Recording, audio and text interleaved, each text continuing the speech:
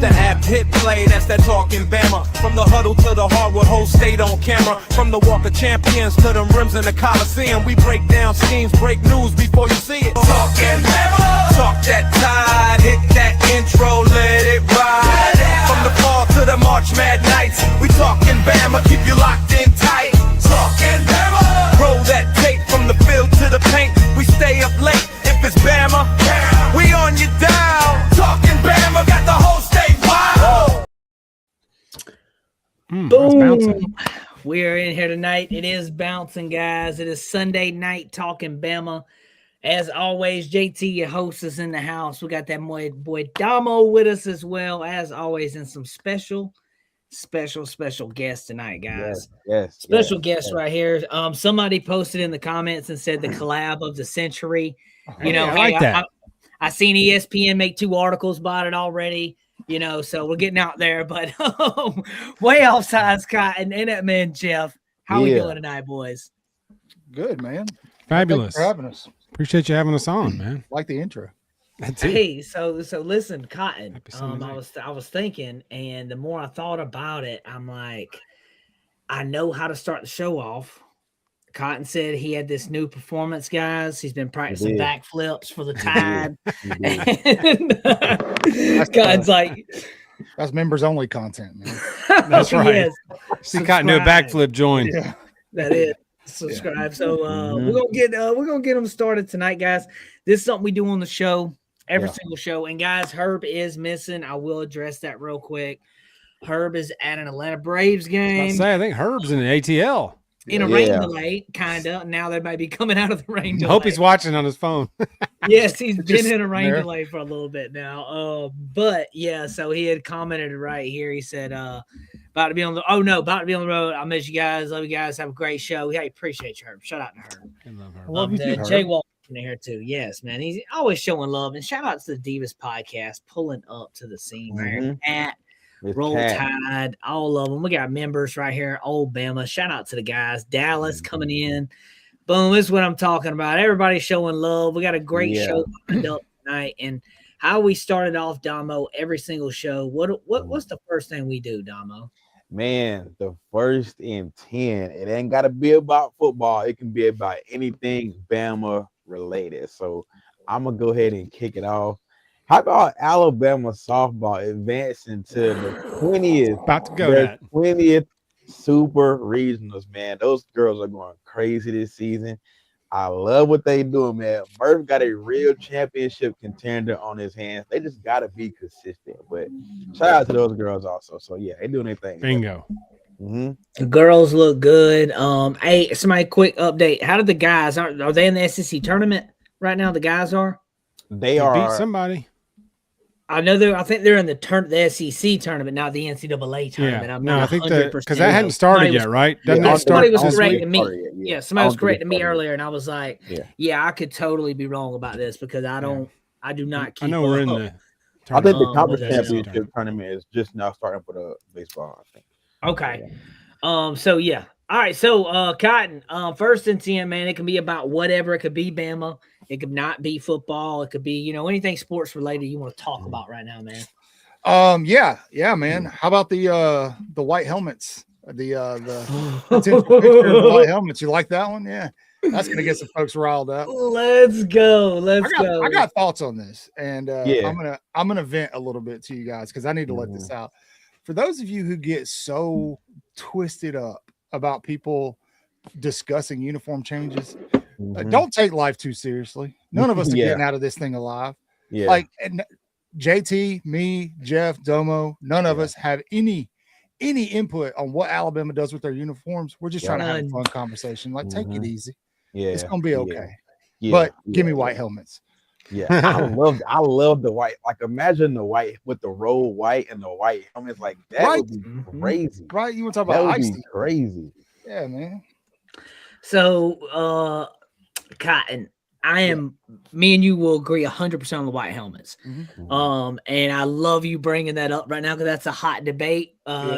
In your Twitter, mine too. We were both talking about it. I made a video on TikTok as well. And right now, I'll say this in the comments on my TikTok video, and it did pretty well. I I would probably say about 90% of people are like, hey, yeah, cool, maybe one or two games. And I'm saying 1 or 2 games. We're not saying every single game. We're not staying at home. We couldn't do it against LSU, guys, because remember, LSU wears white even when they're at home, unless they wear the purple. And we was to coordinate that some type of way. We always wear crimson there. So it had to be, we could do the Tennessee. We could do an Iron Bowl one too would be nice. You know, something like that. Maybe every now and then a playoff game on a road game, you're trying to amp it up, all white type something, or maybe a whiteout in Tuscaloosa, something like that. Like, yes. But I would agree. It don't need to be like week in and week out. Yeah. And we don't need a new one all the time. You know, how I would feel. I will say the flip side of that coin, though. Imagine Alabama flies out to Pasadena, right? Wears white helmets and kicks a field goal to lose the Rose Bowl to Indiana. Imagine the crash out if that had happened. Like, I mean, you know, so I get it. I get what people are saying. They don't want the gimmicks, but I just think with today's, especially in terms of recruiting, today's college football, kids like that flashy stuff, man. And look at Oregon. They have 97 different jersey combinations every year. So, I'm not saying we need to do that, but I think a one-off, like the season opener in Dallas, you know, against so-and-so, you know, against Ohio State. I'm not saying that's the game, but, you know, one of those neutral site season opener games, I could see them busting out the white helmets. But, I'm with y'all, like not for permanent change or all road games are now white helmet, nothing like that. Maybe a one-off. Yeah, wear them one of these little like tune-up games, man. You know, one you know you're not going to get homecoming or something like that. You know, some special. So and some people are like they're so stuck on like tradition, and it's like, I mean, at the same time, man, like just lighten up a little bit. You know, just like have some fun with it. So yeah, I agree with that. I agree wholeheartely with that. And it's kind of like the only reason, Cotton, the reason I shared the 2010 game with the Nike Pro Combat thing was because somebody commented under my thing and said, well, Nick Saban didn't never do anything like this. And I was just like, actually, well, I guess we forgot about. Now, I'm not saying he did drastic change and it happened one time. Subtle. You know, I'm just saying it did happen though. Okay. So now, and it wasn't, and everybody was like, well, you couldn't see the houndstooth. They thought it was just the American flag. Well, if you actually look, it was like holographic. And the shield. Close. And like you said, it had the shield right here. That's the part I probably didn't like, Cotton, the most overall to me was the shield. I like the houndstooth and the flag. Super cool to me. The collar. I liked it. I was also it was new, so it was cool to me. I liked it. You know? I thought that uniform would have been better if the houndstooth was a little more prominent. And then like I appreciate the flag, don't get me wrong. I did 12 years in the Army, man. I appreciate the flag. But you're worth it, man. But it was so off-putting. On that uniform, it didn't make a lot of sense. It just looked forced. I don't know. It did not sit well with me. It didn't. I don't know. I know a lot of people love the Nike Pro Combat jerseys. I just didn't. I felt like they were one of the jersey selections in NCAA 14 on PS3. Yeah, it was. They were. So I ripped and ran with those quite a bit. I said I want white helmets worn when we play Tennessee. So a lot of us agree with the Tennessee, and you know, like a special road game there. So that'd be cool. I could see that. I'm with Tennessee game in Neyland. Saturday I'm not asking helmets. for us to put on crimson. Now we did have I rewatched that whole Mississippi State game, and I was watching the pants. The pants had the two. Like they were not normal. Two stripes or something like that, or thicker or something. They were like, they were like cut, and it was. Then they were cut inwards at the other way. Slight difference. Yeah, slight difference. Had the A right there. But you know, slight difference. But also, I'm gonna say this, man. It just reminded me how good it felt to see your running back screaming down the sidelines like by himself. Like, and you just rewatching Mark Ingram just go down that sideline on that play, dude. When he just watch Mark Ingram highlights all day. Like, oh my God. I was like, I missed this. And the Julio Jones play. I mean, it's just, you know, obviously, you know, it's a throwback game, but it's one of those things where I'm like, come on, I'm glad you brought that up, JT, because I got to ask you a question. Jeff, what's up? You had Mark Ingram 5th on your list. All right. My gosh. The blasphemy. Hey. All right. Let me address. The blasphemy. I about dropped my phone when I saw that. So I put Najee Harris too. A lot of people got mad at that one for reasons. Really? He is the leading rusher. He is the leading rusher in Alabama history. Okay, so I mean, I feel like obviously I don't think you're better than Derrick Henry, but I do think that has to count. Obviously, he didn't win a Heisman. I know everybody's gonna go straight to Mark's Heisman, but what does everybody say about Mark's Heisman? Oh, he shouldn't have won it. What's his name? Toby Gilhart should have won it. Yeah. From Stanford. Well, it's like one of those like I'm not saying it's question mark, but it's just one of those things like when people go to debacle me about it, I'm just like, I get it, but it's like I did put him up there, and I had him at 4. But then I was like, Sean Alexander, man, was like my blasphemy too. Godly. He was one of my first running backs, but then I couldn't say he's better than Trent. I can't say he's better than Derrick Henry. And I couldn't. And then Najee Harris having 3,800 rushing yards in his career in a passing quarterback offense, 3,800 rushing yards. That's got to account. So now maybe I could have put Najee at 4 and 5. I agree with you on the 5. Just my order was different, but I agree with you on the 5. I'm not arguing with any of the 5. Me, it's Derek, Sean Alexander, Mark Ingram, Trent, and Najee. That's my. Hey, that's solid. We're almost there. And Sean would have been number 1 if Derrick Henry hadn't just ran over the world in 2015. And Sean didn't get hurt that year. He went crazy. He went for over 200 like 6 times that year. I was like, that one season, and then the walk-off touchdown versus Auburn. That was sick. Highway 46 leading the way. Yeah, it was good times. I was just about to say that, Justin. I was going to say. If he didn't get hurt in 99. Sean won like 3 games all by himself that year for Dubose. And he's not 2. Okay, I wouldn't say he's 1 GOAT, but I did have him up there. He's top 5. He's not 1. He's top 5 though. Yeah. And make no mistake, he was a beast in 2020. Najee Harris was a freak. He was. 2019, that hurdle against South Carolina was a freak, man. What was the game where he had like 5? Was it Ole Miss? He had 5. Florida in the SEC championship. Yeah, okay, yeah. Florida in the swamp. Yeah, he went off that day. Oh no, both games. Both games he went off, but the swamp game. He did. Down in the swamp, he was insane that night. He did then too, and then I know in the SEC championship he went bonkers in that game. I thought I was going to win him the Heisman, but. We digress. Anyway, back to the show. Sorry, didn't mean to catapult the show. There's a segment going on, Jeff. God, you're good. You're totally fine. Jeff, you want to add to the 1st and 10 debacle tonight? Oh, so my 1st and 10 is not Bama related. It is sports related though. News recently broke about my wonderful Steelers have decided that $22 million for a 43-year-old Aaron Rodgers next year is the best move they can make for How the future. How are you feeling about that? How are you feeling about that? No. So, okay. So this is everybody's saying, hey, McCarthy, reunite Mike McCarthy. Yeah, this is like 15 years after they were together very good. Aaron Rodgers is not a clutch playoff quarterback. He puts up regular season numbers. But when the going gets tough in the playoffs, Aaron Rodgers folds. I've seen it multiple times. That's why Green Bay said, it's enough. That's why they drafted a quarterback in the 1st round when they took Jordan Love and they took strays for it. And then they punted Aaron a year or 2 years later, and they look pretty good now. But I thought the Steelers should have moved on, taken the lump this year, played one of the two young guys, taken whatever lumps we got to see if they can play. And then if we have a bad year, we'll be in position to draft a quarterback next year.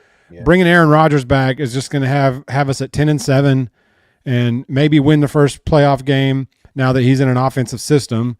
But we're not a Super Bowl threat. We're not a threat to the Seahawks. We're not a Super Bowl threat with Aaron Rodgers. We'll probably be better offensively. He might put up better numbers, but this is just a 1-year Band-Aid. We're going to be right back in the same spot next year. Wondering if Aaron's going to play one more year, picking in the 20s, not having really a guy, not knowing if either one of the 2 young guys can play. So rinse, repeat. Anyway, that's my non-Bama related rant. Yes, I'm agree with Jackson there. Should have snatched Joe Brady. Gotten ready for the quarterback, but anyway. Yeah, so I think I knew when I saw that, I knew you were going to be that. But at the flip side, though, buddy, you got GB over there. So, hey. That will help him. You got you a nice number 17, freshly uniform numbered. But, hey. Wrestling Jeremy Divas Bernard. podcast. So does Jeremy have a right good here. chance to start over there? Like Yes. Like a starter over there? I think he will. He will have a legit. It's going to be DK Metcalf and Pittman the first two, and then it's either going to be Roman Wilson or Jeremy fighting out for that third spot, and then they'll have some guys for the 4s and 5s or whatever. But I think Jeremy and Roman Wilson are going to really fight for that 3 spot. But Jeremy's so versatile and so friggin' tough. He can do so much. I think it's his to lose unless he just craps the bed in training camp. Yes, true. Shout out to the Wrestling Divas podcast right here, gifting 5 memberships to the Roll Tide Nation channel. Huge shout out to you. You have been doing some awesome and great things here at the channel. We are very, very, very, very grateful, super thankful. And hey, if you just become a member, hold tight. We got some things on the channel coming up for you. We already got some videos out now. Got some more stuff coming soon, guys. So we're gonna get right into it tonight because got some great topics and some great guests, and I'm ready to hear Cotton and Jeff what they got to say here. Is Kalen DeBoer already under pressure? Is the contract creating the pressure on DeBoer? Is like, hey, you got paid now. Now it's your 3rd year. Saban guys are gone. This is your team. Everything that happens now is really going to fall on you. And it's going to come now where this is Kalen DeBoer's fault or this is staff's fault. Things will start looking a little different, I think, now for Alabama with things. But Cotton, I'm going to start out with you with a guest with us. What's the biggest thing DeBoer must improve from last season, you think, going into this season? Well, I mean, not to give an obvious answer, I guess I could, but I would say the physicality of the team as a whole, because we talk a lot about the offensive line and the running backs, but overall, outside of the secondary, the physicality was almost absent from the wide receivers, from the linebacker. I know a lot of people love Deontay Lawson. I didn't feel like he was aggressive at all last year in the middle of that defense. I said this, there's plenty of games where you kind of watch him and you wait for the play to come to him instead of going to attack it. You could say same thing with some of the pass rushers. Some of these guys like James Smith, Quay Russaw, who are now gone. There was just an absence of physicality. And I think that's really what has to be reinstated and re-implemented, and that it's a mentality. And so, the mentality of the team, and he's talked about that. Kalen DeBoer's talked about it since the Indiana game. I'm hoping that was enough to leave a pretty nasty, chalky taste in his mouth. Yeah, I definitely, and I'm wondering how much he would pay attention to. I know some people, I saw you made a video, and I saw some other people make a video on it when Sinetti said the Roll Tide at the White House or whatever with the mocking thing. I'm wondering like Saban, I feel like Saban would have had that like on like the LED screen in there, like playing like, or something like something, and I'm wondering if there's any type of motion with that. Obviously, I don't think they care about it as much. That's what I wonder to the intensity, because also hearing DeBoer say that about, we don't have to be physical, or whatever. A lot of people went crazy with that quote on Twitter. I know y'all saw that. They was like, hard to defend when he says stuff like that. Physical. I kept my comments to myself. And Cotton, I wanted to hear what you think about that actually, though. Like, do you think when he said that, do you think he meant like straight up, we don't have to be, dominant at anything per se, or like, was it like kind of like in a parable, like in a way is what I'm saying? I don't know that he's literal in the sense. I mean, obviously, since then he said that, there's got to be some kind of physicality. He's acknowledged that, he's cleared it up. But when you go back and look at like that Washington Huskies team that played for a national championship, they were physical, but they weren't an old school Alabama physical. And I think that's more what he's getting at. And if you went back, and yes, this is what irks Alabama fans about that Rose Bowl, we use that for an example, is they got out physical by Indiana. But if that Indiana team is put up against, 2015 Alabama, they're going to get run off. They're going to get run off the field. Yeah. And so I think we're talking about different levels of physicality. Yes, to win at this level, you've got to be physical. He's made that clear. So I don't think it was a literal thing. I think like people do, they just jump on whatever they can, take it out of context so that they can get clicks and likes. Especially Debo, man. I can't sneeze without getting but I will say, and I've said this on our channel and other channels, I do think that he and Ryan Grubb are learning how to be coaches in the Southeastern Conference. Yeah, it was different. Indeed. It was much different where they were at Washington. This is a different kind of football. You have to play differently to win a game. There's a reason those Pac-12 teams weren't competing for national titles over the last 17 years. And so, they're learning too, and they're uncomfortable too, just like the team has been. Yeah. No, I like that, how you said that about them learning, becoming coaches in the SEC. I think that is different. That is different. Yeah. Also, what everybody likes to say about Alabama getting 3 stars, I want people to understand that Lottie Brooks, that could potentially be our number 1 wide receiver, was a 3-star. Landon Simmons, guy that had some flashes last year, 3-star. That's gonna get some PT and get going. So there's a lot of different ways to shake this with the stars and stuff when they get into that too. Domo, how much pressure is on DeBoer going into his 3rd year?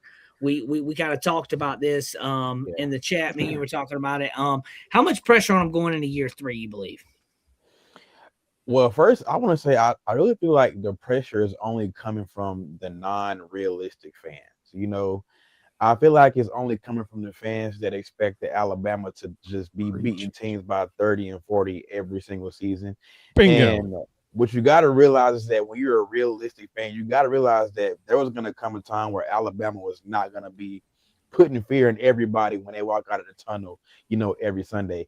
I mean, so to me, he was already under pressure.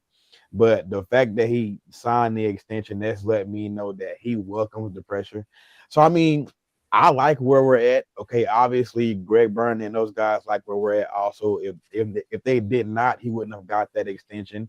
So, I mean, I won't say he's put under pressure to win a national championship, because the way college football is set up right now, it's so hard to go out there and win a natty. It really is. Okay, especially in the SEC, where now you have 9 conference games, and then you got to go to a 12-team playoff. So as long as he just stays in the 24. hunt, as long as he just stays in the hunt, eventually if it does get to a 24, if he just stays in the hunt and he just has Alabama up there every single season, I think he'll be fine. But I think the pressure is only coming from the media and the non-realistic Alabama fans. Domo, can I piggyback off of you real quick? Yeah, go ahead. Because those non-realistic Alabama fans that you're talking about, they are listening to content creators who are blindly hyping things up, and they don't know what they're talking about, or they're doing it because they want people to click on their stuff. They're setting an unrealistic expectation for those fans, and ultimately what's going to happen is they're only going to hurt themselves, because when Alabama does lose, or they can't be as physical as they were back in 2014, 2015, those people are going to be angry, and they're going to be angry at the people who told them that they're going to be that good. And so that's where that information is coming from. People, and I know because when I started, I made all the mistakes. I did that myself, and I learned really quick. That's a great way to set yourself up for failure. And so that's where they're learning that stuff, for sure. Nick Saban is the reason all these unrealistic expectations. Well, Nick Saban is 100% the reason. But I mean, when you got to think, man, there are people. I'm always shocked, because there's people that I'll post something and it gets retweeted 0.5 seconds after I post it. And I'm like, these people, that some folks are just living, eating, and breathing. This is all they intake, and they can't get enough of it. And then they've got somebody telling them that, Ryan Williams is going to catch for 2,000 yards this season, or something, something crazy. And you're just like, whoa, pump the brakes. Cotton, I have probably 300 plus, maybe more, on my TikTok page from last year, from me saying stuff like that. People coming back. Hey, you got to learn, right? Yeah. That's why, Cotton, when you were like, "Hey, man, are you saying we're gonna have 2 1,000?" Oh yeah, I was like, whoa, time out. No, I am saying we're gonna have 1,000 yard rusher. I do feel like that. Spoiler alert. I know. Are you good? Spoiler alert. We're gonna get right into that in just a minute. That's coming. But also, and if we're not, and if we don't, Cotton, hey, I'm okay with that too. I think the yards in is probably going to be in the passing game at that point. Yeah. But I think this is the year, though, is what I'm getting at. There's going to be a lot better on those things. But before we get out of there, I gotta ask Jeff. I have a question for you, Jeff, on this topic right here with the Kalen DeBoer of pressure right here. Do you think the national media is like underrating or overrating Alabama in a degree. Because I see some people are like, hey, Alabama, watch out for them. And a lot of people are like, oh, well, don't know about them. So I feel like we're in this like gray area where like we don't know where to put Bama. If you say they're going to be good and a contender, it's like, okay, yeah, maybe so, yeah. Or if they're not, you're like, yeah, maybe so. So that's a great point. What do you think we're at? That's exactly where we're in. We're like you said, we're in that area of 8-4 or 10-2. We can realistically see both records coming out of this year. Now it's like, is it 8-4 with 4 blowout losses? DeBoer's not in trouble for his job security. That's why he just got the contract extension. So Greg Byrne is not panicking. And so, he just locked him up for another 5 years or whatever the deal was. And so the pressure was already there, I think. Yeah. So we went ahead and locked him up so DeBoer can like not feel the pressure in that aspect, but he's going to feel pressure. Being the Alabama coach that comes with it. Yeah. And I think we're going to be a better team. The record may not be better, but I think we will be an improved football team. This is a gauntlet of a schedule after week 6. Once we hit Georgia and beyond, it's a pretty tough go with a. But by week 6, by the Georgia game, I think we'll have a QB1 bona fide. I don't think we'll be splitting snaps or sharing snaps. I think there'll be a quarterback will have been established by then. I think a lot of the rotational things will be established by that week 6. Yeah. So I think this team has the talent. And DeBoer is a good coach. I mean, it's like ever since that Rose Bowl game, it's become the narrative that he's a bum. And I'm like, the guy's won everywhere he's been with this method. Now he's got to adapt some of it to the SEC style of football, the physicality, the speed, the talent level, the coaching level in this league. You've got to elevate. You've got to do things a little bit different. But the overall formula has worked everywhere he's been. So there's no reason to think that suddenly he comes here with Alabama's resources and their ability to get talent that he has to change his whole way of thinking. No, you have to run it 50 times a game, and you need a fullback, and you need a 2 or 3 Michael Williams on the team. I mean, it's like that's never going to happen. So, but we can be better and still be 8-4, but be a better football team. So if we show that we're improved in areas, 8-4 could happen, and okay, so that's fine. But did we look competitive? Did we not quit? That's the biggest thing, was him quitting in the Rose Bowl. Like, you don't see that. You can't have that anymore. Bama Standard said it earlier. A lot of those players are gone. They flushed out the locker room with a lot of those guys. Some guys are back, but they flushed out the locker room with most of those guys. So this is a whole new team basically going into this year. And give me a 3-star with a chip on his shoulder than a 5-star driving around looking for who's got the newest Lamborghini to rent me. Yeah. Give me a 3-star trying to make the team, trying to make an impact. Give me that guy. But I'm going to ask you guys this. Go ahead. Is the fan base, can they handle, part of the fan base, can that unrealistic part of the fan base, can they handle an 8-4 season? No. Can they handle that though? No. But to Jeff's point, it's not their fault. It is. Yeah, it's not their fault. It is Nick Saban's fault. Nick Saban he instilled that expectation into the fan base. Waving them off. He did. It's not good enough. No. I agree. No. I'm not saying that to you, Cotton. No. Yeah. I'm saying don't talk about no 8-4 season. I might not make it. Okay. So hold on. I'm talking about me here. Like, it ain't got nothing to do with you, Cotton. You're right. No, you're right. JT might not survive 8-4. I don't. My TV's gonna be broke after game 3, bro. All right. Might not make it after 2. Okay. I might be in the game. Like, but no, 8-4 though. Like, I do remember all the mics. I remember Dennis Franchione left at halftime, basically. So, the mics. I understand that too. And there's a lot of PTSD. We got a super chat right here from Maddox. Super chat coming in. What up, Maddox? My God. For taking on the Bama job when others didn't come running for it. Roll Tide, y'all. Maddox, that is a great point. It does take a special type of mentality and man. I can wish. Like, hey, I'll take after this guy here. You also can't be I don't think you can have the mindset of like Lane Kiffin trying to come in after smelling like Nick Saban. I'm gonna just say it. You can't have just look at what's going on now at LSU.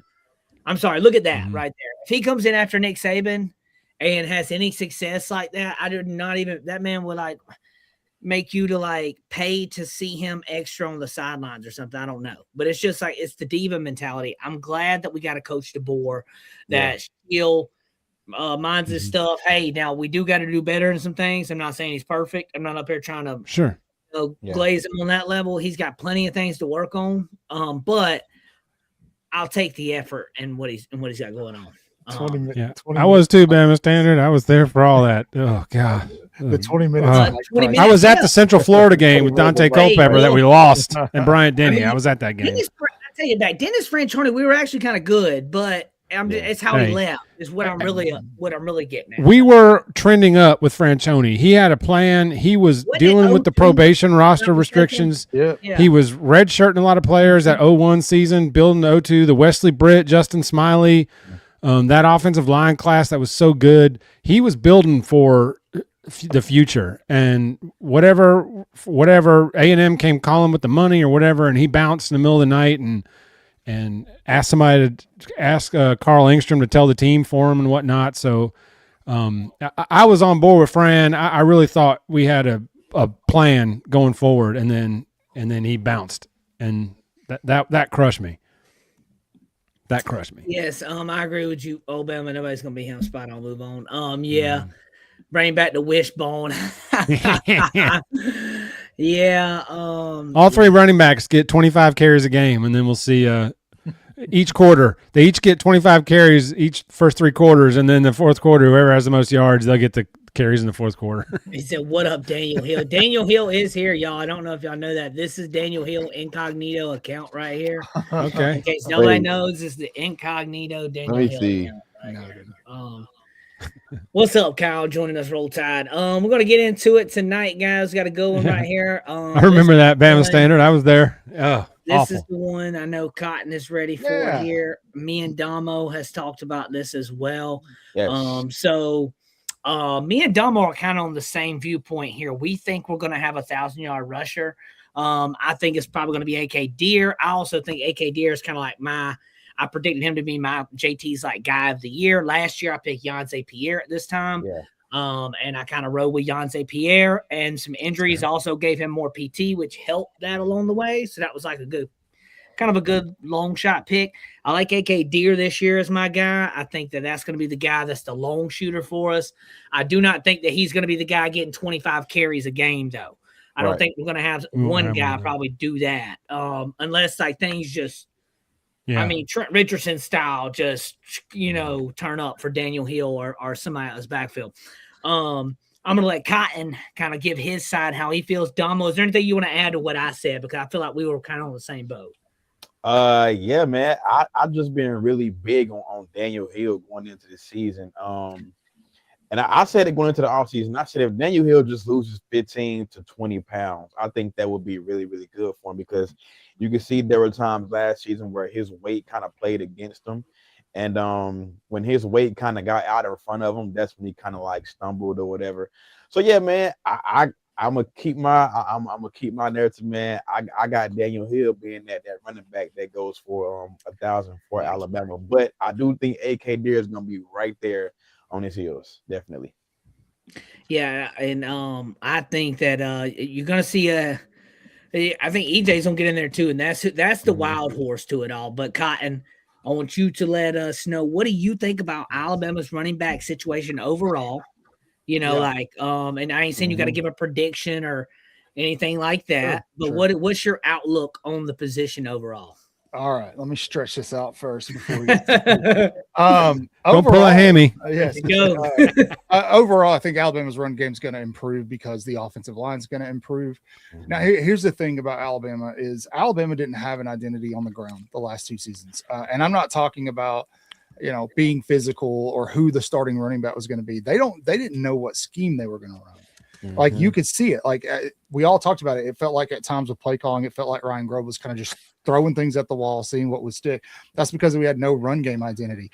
Ideally, this offense is built to kind of stretch you out, right? You want the outside zone concepts, things like that. It's not a Mauler type team that's just going to hit the gaps over and over again. But for some reason, we kept trying that with Jam Miller last year, and it never worked. I don't think you're going to have 1,000-yard rusher this season. There's too much influx. I think that's the safe bet. There's too much influx. First of all, from what I saw with Alabama's offensive line in A-Day, it's still got a long ways to go. Yeah, very long way to go. That's going to continue to build itself during the season with live game action. I'm not saying they're going to be bad. They're going to be improved. But you've got a guy coming up from Cal Poly playing center. That's got to get better. Moving Michael Carroll to guard, brilliant. Kind of all knew that was coming at some point in time.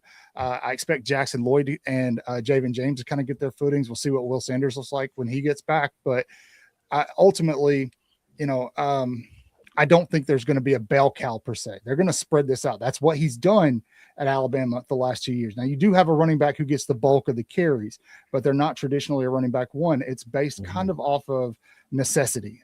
Last year, injuries drove a lot of that decision-making, but nowadays it's more about, who's got the hot hand, scheme-wise, who's the best running back? Do you need to throw out of the backfield as opposed to running out of the backfield? If that's the case, you could be looking at Kevin Riley starting.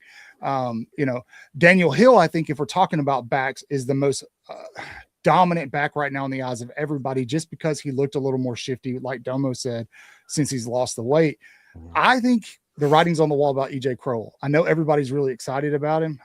I think his touches are going to be limited. I think Kalen DeBoer came out a couple of days ago. He said, I really wish we would have had him this spring.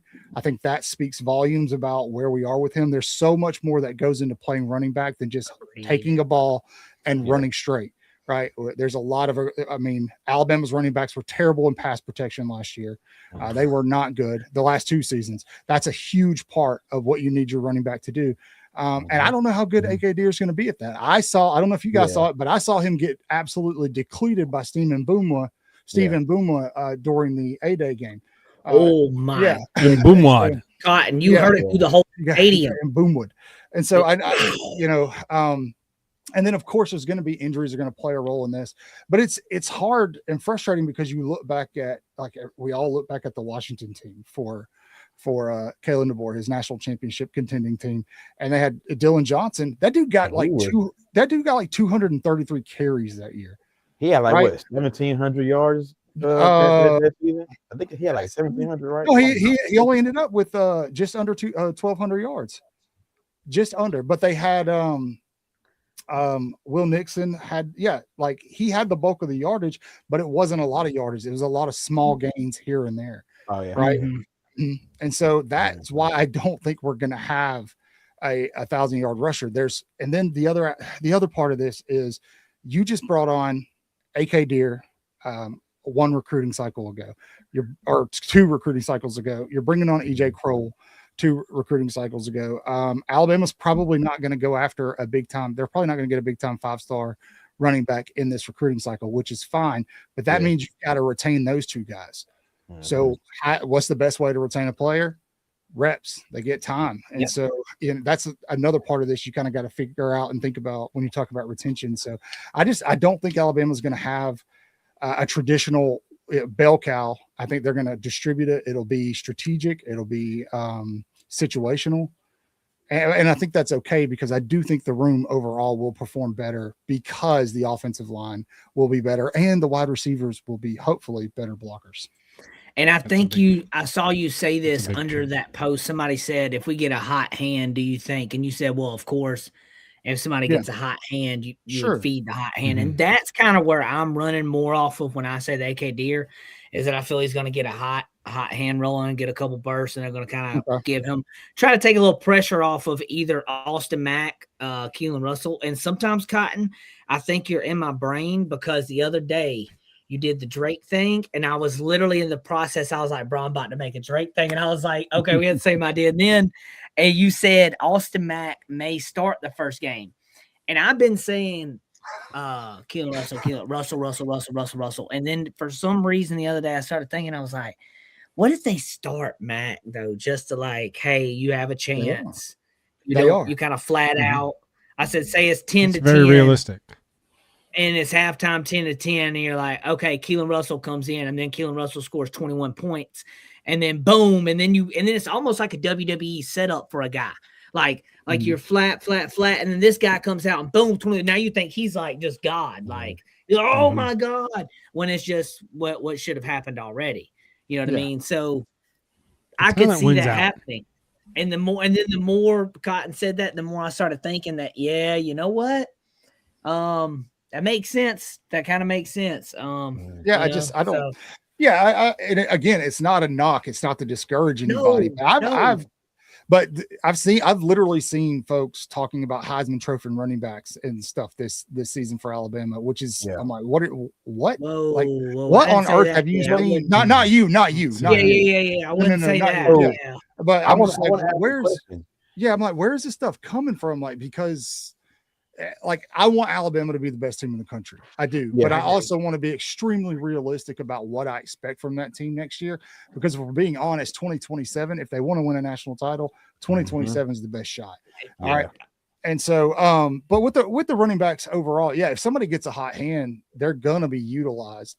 But with AK Deer, JT, I would argue, like, what are we basing that off of? Like, what?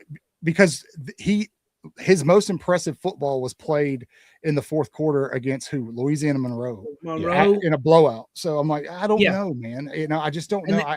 I'm not sold yet. I got to see it. If they don't know who the quarterback is, we don't know who the running back is. Oh, that's fair.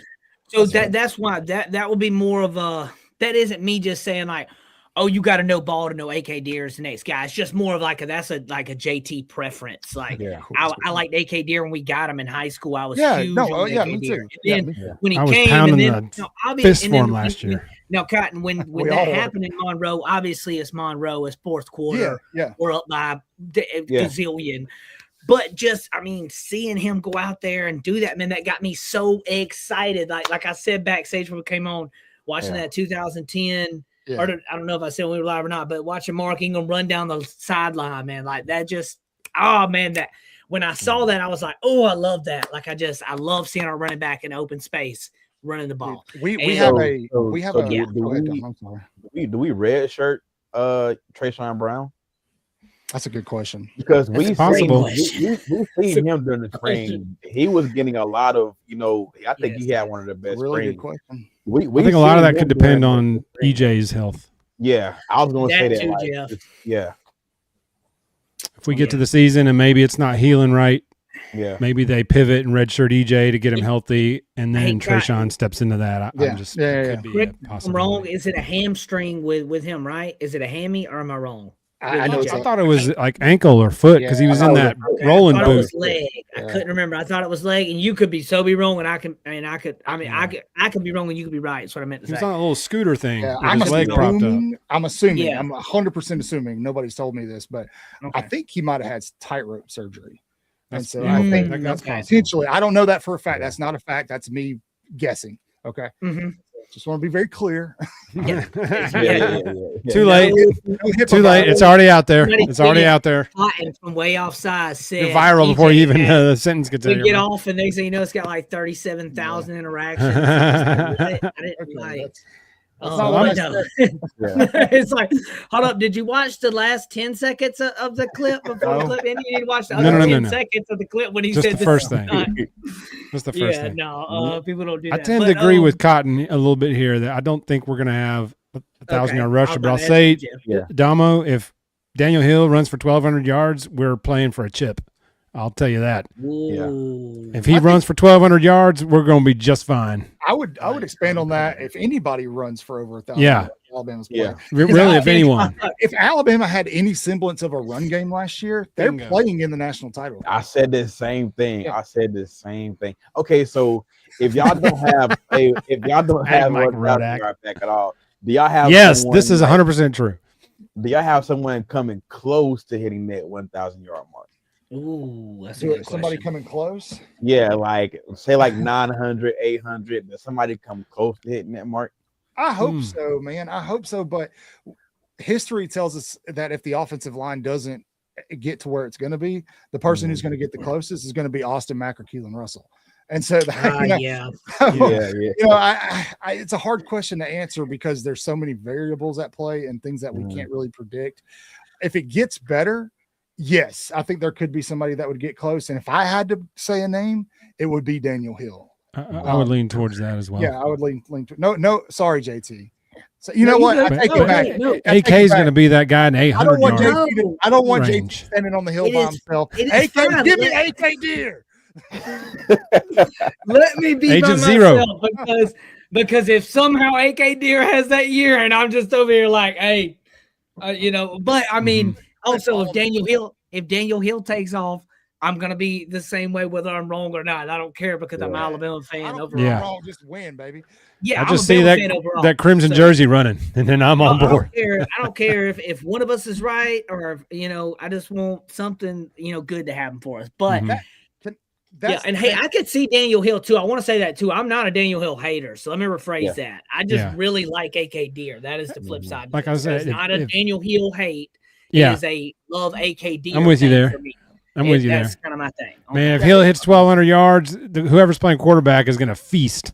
Yeah, absolutely. I agree. Like it's feast. It's going to be a running back by committee situation to Bama. I've been saying that. Jeff can attest to that. Cotton has. I've seen the way out. Yeah. It's going to be a running back by committee. It's going to be whoever's got the hot hand, whoever schematically. So you think we'll run 3 to 4 when you say committee, or 2 to 3, you think? Yeah.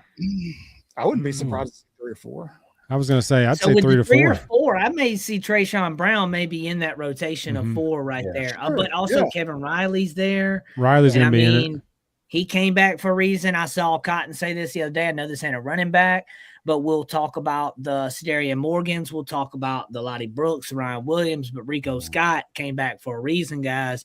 And he is a name to watch out for the season too. So there's a lot of names on this offense that we can sit here and go back and forth with. What's up? Yeah, I wanted to piggyback on something that Bama Standard said, but then I just lost it. So continue, and I'll come back to it. Oh, no, I got it right here. It was going to defend AK Deer a little bit, let's be honest. Insert running back's name on that Mbumba play, and they're getting depleted, whoever was standing back there. That was more about getting Mbumba than there was who was playing running back, in my opinion. Just trying to make if you watch the clip, we're trying to push that. I feel like AK kind of set itself up. He did. Right? Now, he didn't have perfect technique. Yeah, he did. He kind of got there just like. Dude was coming with a head of steam. Yeah, so, I mean, I don't blame him. Kind of brace yourself for it. But at the same time, he did kind of set himself He got caught a little flat-footed. I needed AK to be a 1,000-yard rusher, not a 1,000-yard blocker. But I think Mbumba got to him quicker than he thought. Yeah. Because, like I said, he was coming like a train, and I think he got there quicker than he thought. Next thing you know, he was airborne. Yeah, he did. I like that. Cotton, great takes there. Jeff, great takes there as well. Both of you guys. I like seeing that right there. A little bit of different of opinion, but at the same time, we all agree that we want Alabama to do good. And I'm pretty sure if AK Deer had a 1,000-yard season, nobody up here is going to be upset. If we have a running back by committee and we have 2,000 yards rushing by 4 guys, give it to me, baby. Give it to me. I will take it. If we run for 2,000 yards, we're wiping everybody out. Yeah. If we had 2,000-yard rushers, it's over. No, well, I was more or less saying like 2,000 yards between 4 guys and just mixing that. Hey, I do have a fun fact on my rush yards, and it's a long shot. Okay, but I was looking up like the top Alabama rushers of all time. Okay, when I was doing my list, right? A name struck me in the top 50 where I was like, what? Can you guess what quarterback is in the top 50 Alabama rushers? 48 to be exact. I know this. He is from, I'll give you from 95 to 05. I'll give you that range. Oh, God. Yeah, Tyler Watts. I'm gonna just give it to you. I was about to say Bergdorf, but I was thinking 14, but that's the wrong 14. That is Tyler Watts is like a guy I remember. Yes, but see, that's deceptive one of the first wheels. Bama quarterbacks I went to a game and saw. Like not when I was a fan, but when I went to an actual game, I got to see him, and I actually got to meet him before a game one time in the museum when I was a little kid. And like, it was just super cool. And then I saw that name, and then I met him a couple years ago too, because he does radio call. And super cool guy. Hey, shout out Tyler Watts. Throwback Tide player. Tyler Watts, when he was coming out of high school, was that dude. Like he was the quarterback coming out of high school. Right? And when we got him, because Kitchens was so bad, whatever year that was, and then Tyler Watts came in, sat for a year, and then remember Fran's second year, Watts started. We ran the option, in 02. We were running the option that year, and we were cleaning people out. Sam Collins, like 5'8" white boy, dude. He was ripping and running. He said, "Jake, he just showed play." Hey, listen, man. We're not going It's to talk everywhere, about man. Do you got the about proof? Just Google it. Just Google yeah, AK Deer A Day did or something, and you'll see it. up. But that's still my dude. That's still my dude. Yes, but, Andrew Zal. Hey, you would like what I got in my living room. I have a Daniel Number Moore 5. painting of Andrew Zal. So that's Throwing that ball to Jason McCadley in the Iron Bowl. And yes, I literally have the picture of him signed, Daniel Moore. That's the picture above my TV in the videos. Is the Andrew Zal. That was so glorious. That was 01. That was so glorious. That's probably the first Alabama quarterback that I can maybe actually like remember the name and like stats and stuff with this guy. Like everybody else, I remember being a Bama fan and remember all that, but I remember like him as our quarterback. And then he rotated in with was it Jay Barker? Am I right? Mm-hmm. Am I right? Did they rotate?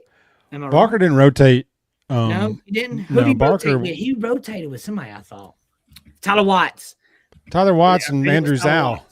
That's what it was. That's what it was. That's what I'm thinking of. Yeah, that's what I'm thinking. That was 01, and then Watts took over QB1 in 02. That's what it was. I was trying to think of. I was like, how did it go? And that's what it was. So yeah. Who was quarterback in the very first Alabama game you watched?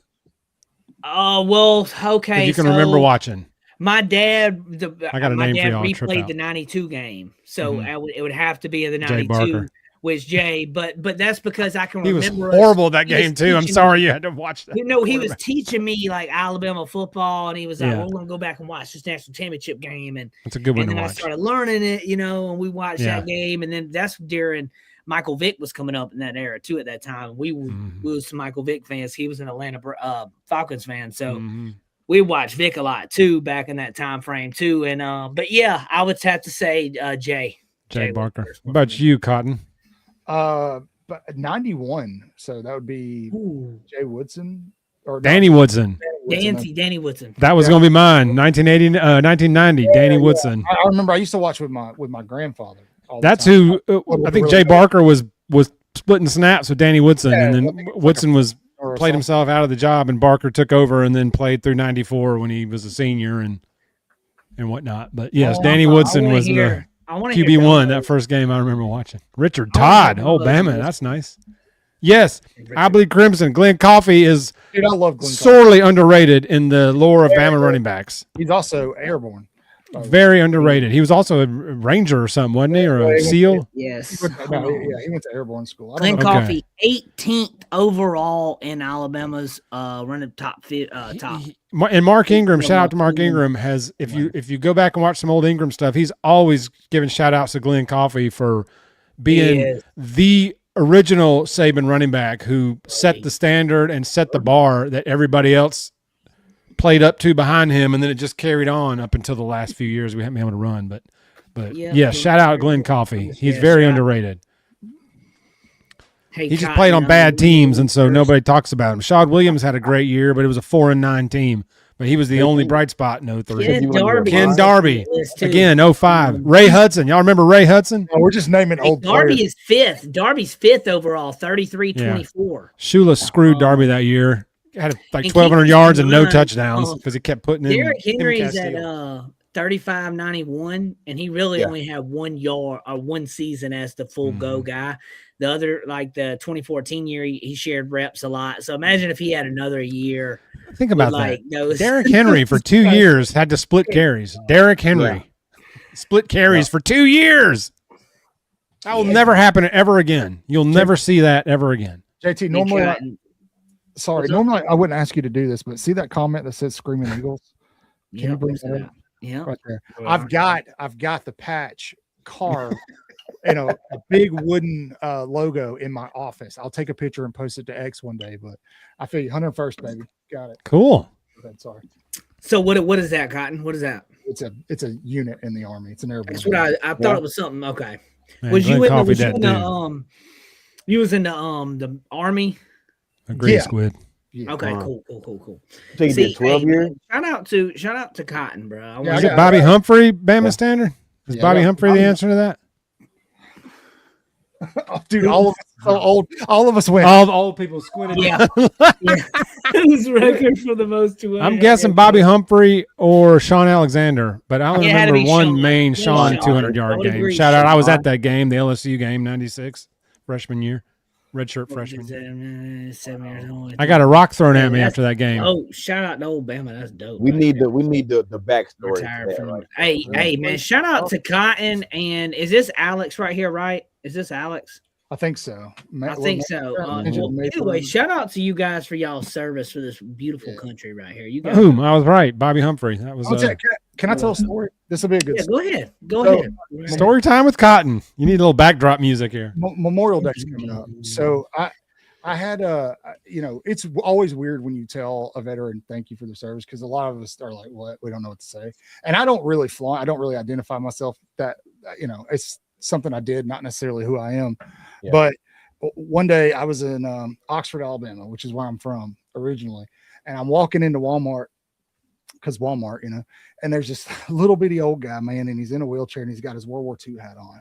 Mm-hmm. And dude, of course, I'm not going to say thank you to this guy, and he's got this, I believe it's Second Rangers on there. So dude was a certified dude, right? And so, I shake his hand and say thank you. And this guy, man, looks me straight in the face and he goes, "You're worth it." Dude, tears immediately. I was like, "Thank you for your service." He looks me straight in the eye and he goes, "You're worth it."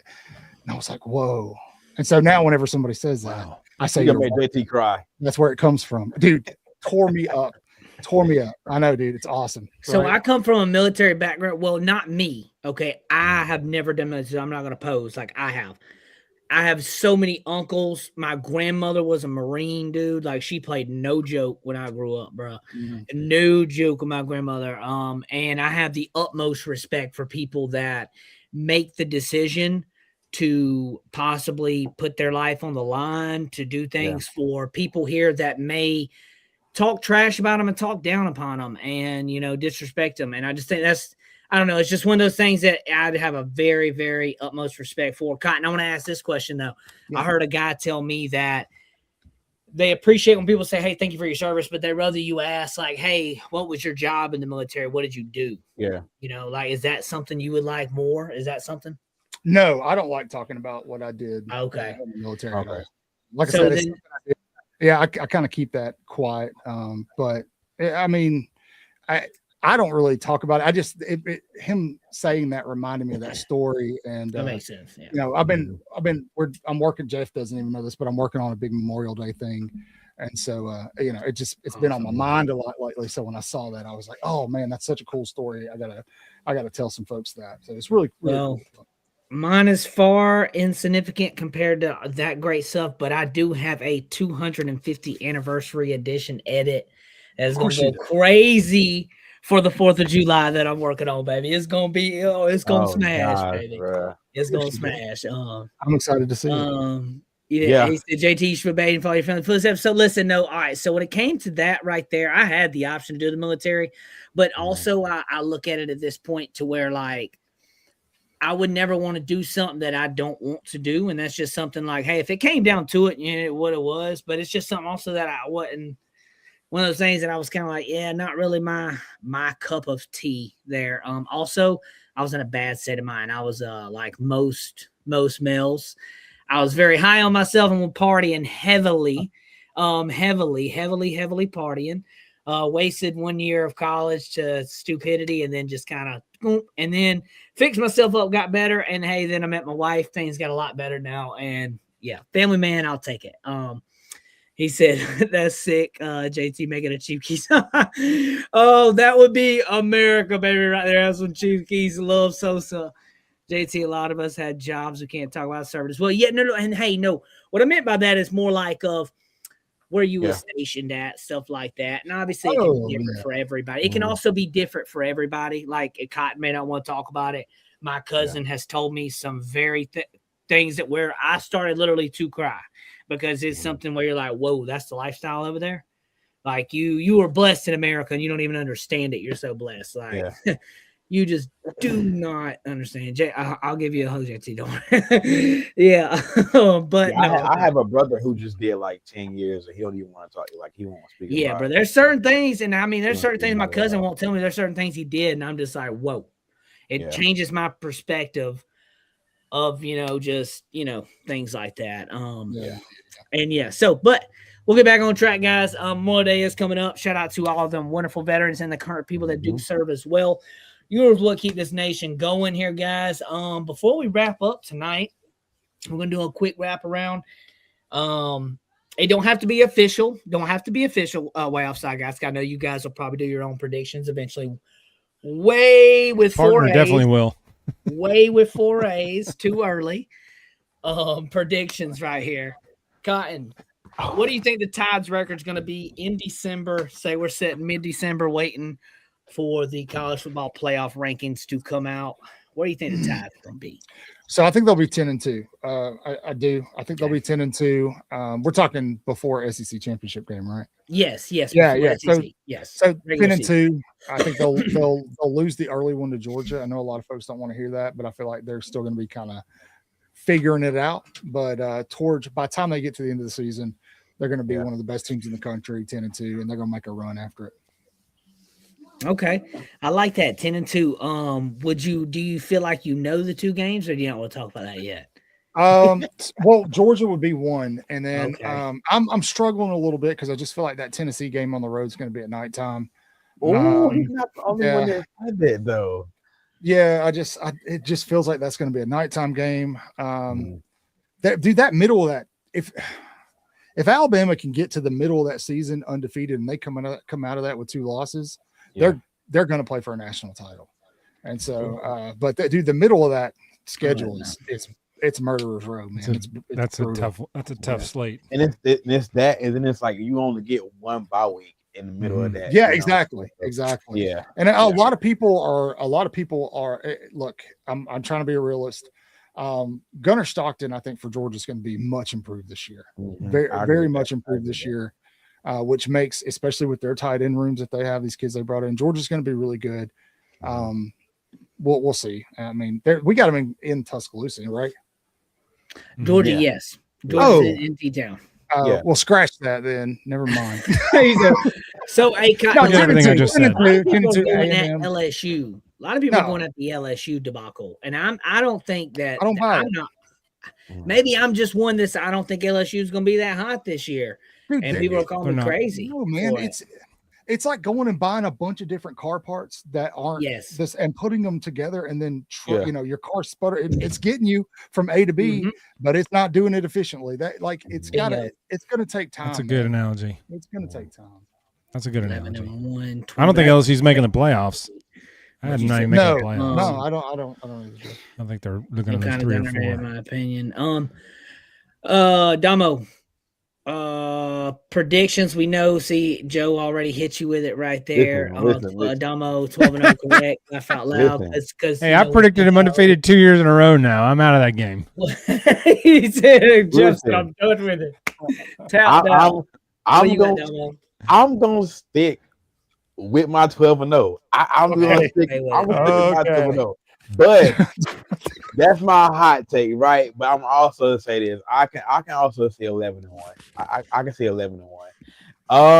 And it's killing him. Look at him. I guess if you're gonna twist my arm, I can see 11-1. Domo didn't listen to anything I said earlier. I know he just blew everything God said. Right. I will say this: if we did go 11-1, right, that our one loss, I'll weep tears of joy. It would be to LSU. And the only reason I think we could drop to LSU is because of this.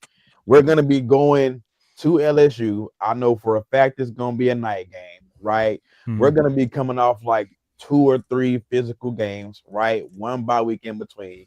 I just feel like Lane is gonna try his best to draw something up, and just catch us slipping, right? So LSU could be the one game that I see us dropping.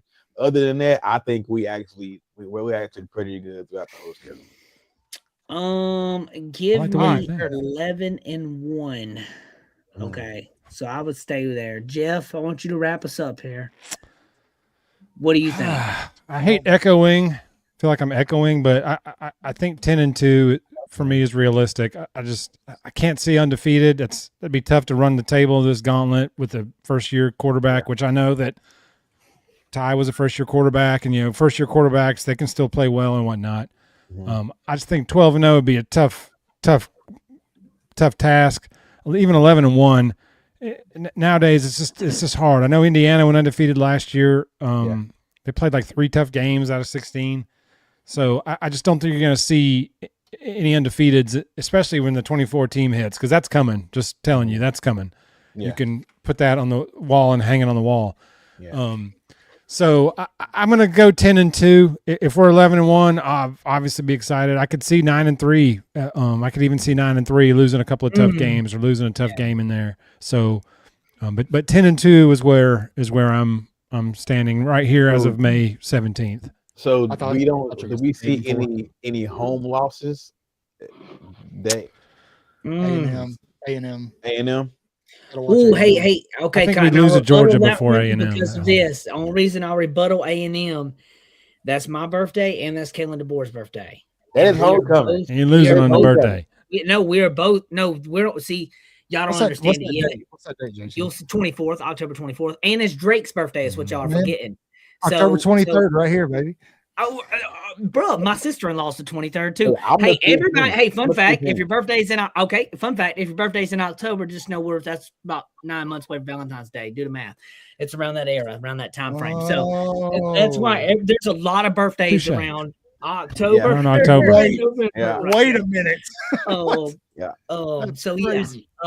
Yeah. So I backed it up one time, and I was like, okay, and I'm not saying this exact math is right because every woman's different too on how they carry. We're not gonna go in that whole thing either. Shout out to Domo though. He does have a baby on the way. Domo, how many months? How many months are you? Congrats.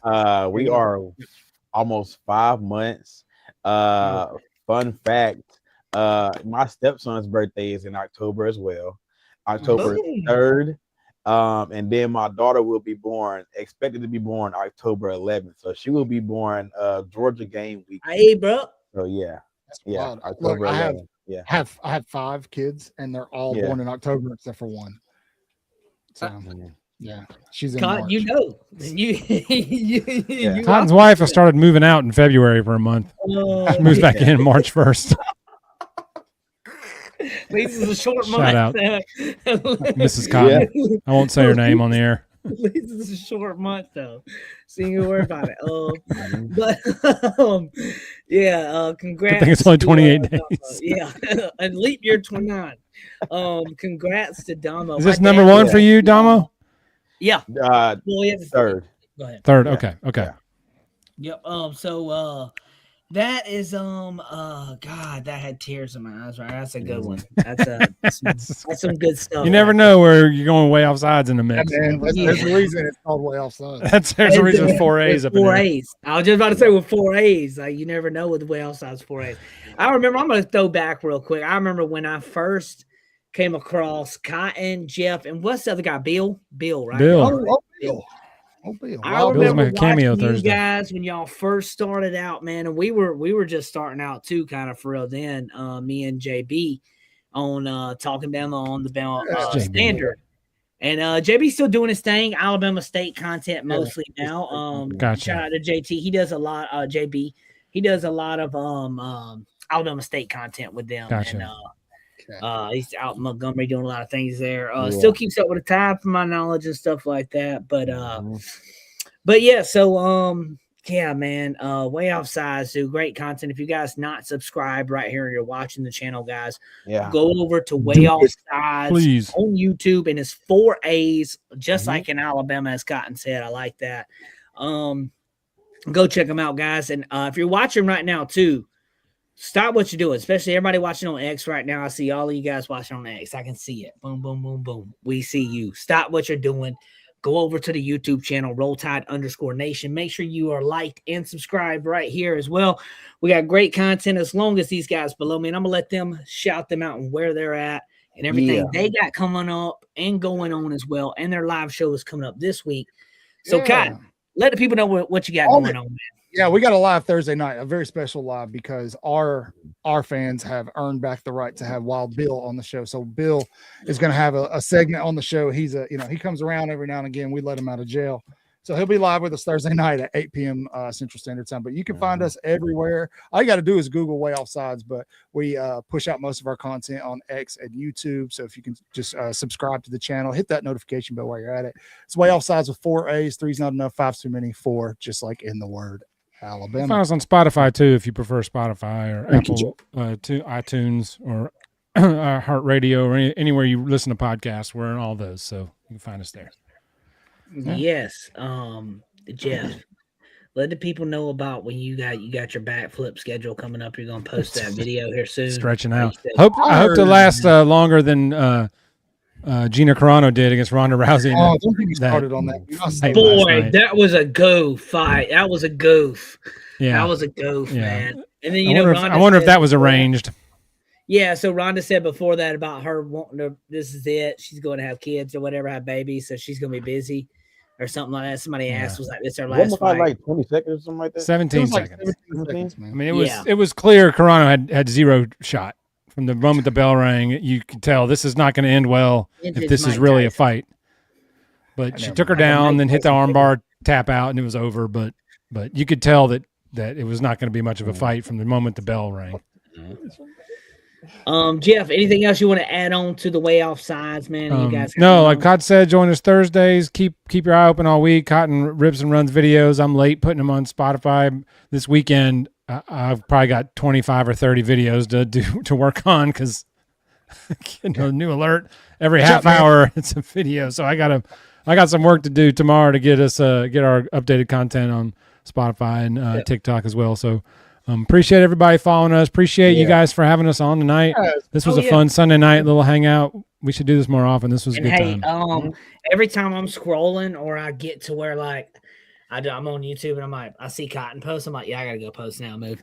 And because the bar has been set. Come up and join it. Yeah. No, I love you guys, man. You guys got Bill was on the Mayflower. Bill. Everybody's crapping. Bill's taking strays now in the Roll Tide Nation comments and the Talking Bama comments. Oh man, hey look, Bill's a great guy. We were doing a live, and Clint Lamb decided to go live at the same time we did, and so we ended ours. I told the chat, I was like, everybody just go over and just spam Clint's chat with #ShutUpBill. And they did it. And so I'm texting Clint after the fact, and I'm like, bro, I'm so sorry. He's like, I had no idea what was going on. I was like, bro, that was well, if you've ever gone live up against Clint, your numbers suffer. Yeah. So we had to do something. We love Clint, but he went live at the same time, and we were like, viewership went pew. Yeah. I was just about to say, thanks a lot, man. Clint is, when we ranked, Clint was our unanimous number one on the show. Yeah. You guys were in the 2-3 range. Yeah. All right. We didn't rank us at all, actually, because we felt like it was them two, and it was TDA.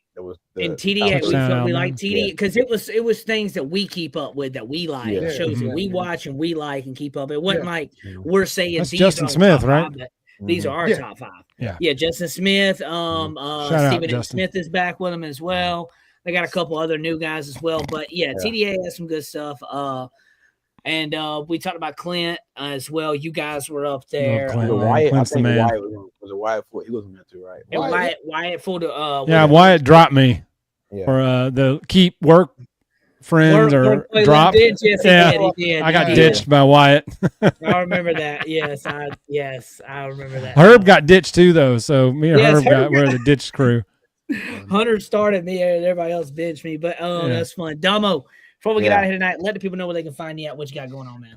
Yeah, you guys can find me on X and Instagram at Domo Reacts, just straight Domo Reacts. You can find me on TikTok at Domo Reacts, DOMO_Reacts. You can find me Friday night at Bama Blueprint, Hunter, Corey, and myself. Sunday night talking Bama. JT, I got a question. What was the NIL ticket you had to pay to get these two guys on here tonight? That's what I want. So listen, so when we talk NIL, we don't talk about those over airwaves. Yeah. Like Nick Saban said, I gotta pull this up, Cotton. I'm gonna send it to you because I saved it on my TikTok. I didn't have time to do anything else with it, Cotton, but I want you to see it. I can't remember this recruit's name. Told this story, and this is how I feel about this. He said, dude, we're walking around, everything's good. We start getting closer to Saban's office, and you can just feel it. It's I quiet. just seen the video. Yeah. Oh, buddy. Yeah. He said it's quiet.